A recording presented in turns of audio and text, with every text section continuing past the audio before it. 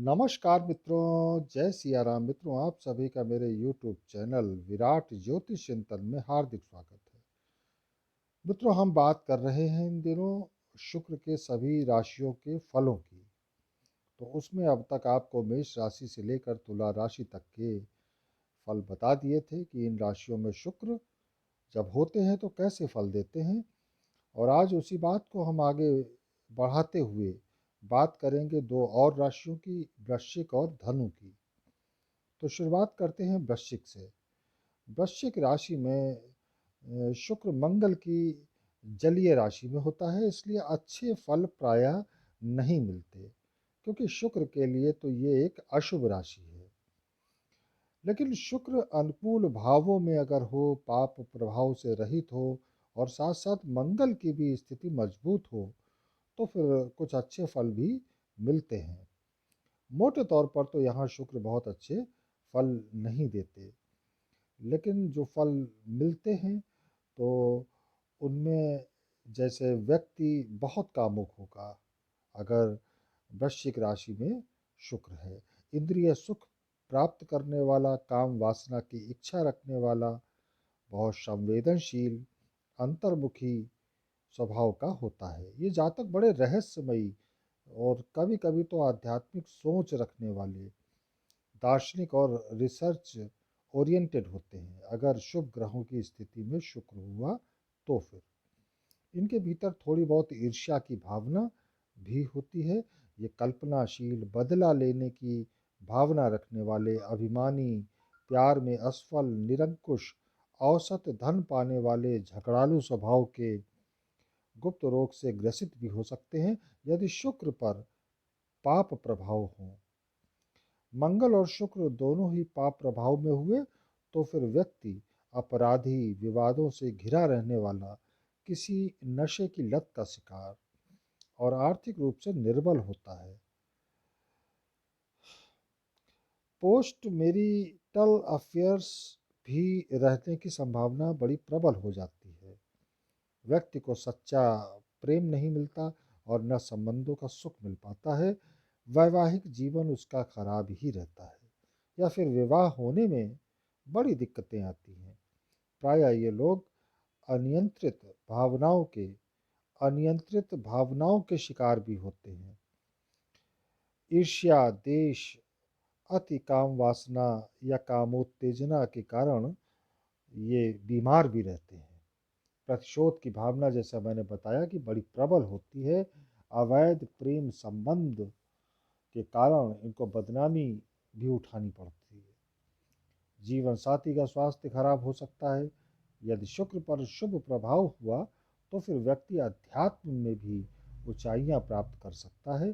प्रायः ये लोग जिन फील्ड्स में उन्नति कर सकते हैं तो वे हैं इंजीनियरिंग, केमिकल, बिजली के कार्य में, ट्रांसपोर्टेशन में, आयात निर्यात, दवाइयों के काम में, आयुर्वेद, रिसर्च फील्ड, डिज़ाइनिंग, बीमा का क्षेत्र, नेवी, मर्चेंट नेवी, चिकित्सा, पर्यटन, गुप्त विद्याएं, ज्योतिष, योग आदि के क्षेत्र में ये उन्नति कर सकते हैं।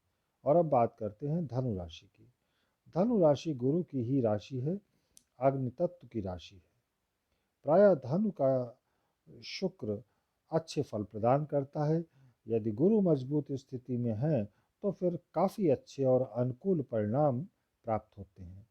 ऐसा जातक साहसी, सम्मानित, धनी, प्रभावशील, उदार, उच्च शिक्षित, भाग्यशाली, विद्वान, ज्ञानवान, प्रसन्न, धर्म और अध्यात्म में रुचि रखने वाला, आदर्शवादी, एकांत प्रिय, गहन विचारक, चिंतक, दूरदर्शी, परिपक्व और अच्छे व्यक्तित्व का धनी होता है। घर कुटुंब का सुख उसे मिलता है, उच्च पदासीन होता है।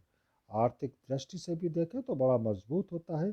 सांसारिक सुखों का भोग करने वाला, सुखी वैवाहिक जीवन होता है उसका, कर्तव्य परायण होता है और सभी का प्रिय होता है। इन्हें संबंधों का लाभ भी मिलता है।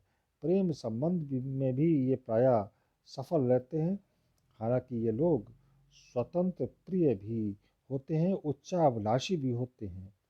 अपने मान सम्मान के प्रति बड़े सतर्क रहते हैं, अपने सिद्धांतों से ज़्यादा समझौते नहीं करते।